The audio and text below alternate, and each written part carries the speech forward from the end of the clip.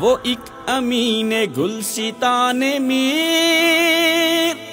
رفیق خاص حضرت ظہیر، وہ عزم اور وفا کی ایک نظیر، وہ دین حق کا عالمی سفیر، وہ گلشن سلف کا ایسا پھول، رہا وہ باضمیر با اصول، سلف کی فکر و فہم کا حصول، وہ داعی اطاعت رسول، جو وقت کا عظیم رہنما،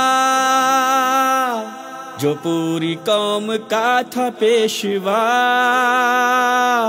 وہ چھوڑ کر جہان یہ گیا، ابد کے اس جہاں میں جا بسا، چلا گیا وہ میر کارواں۔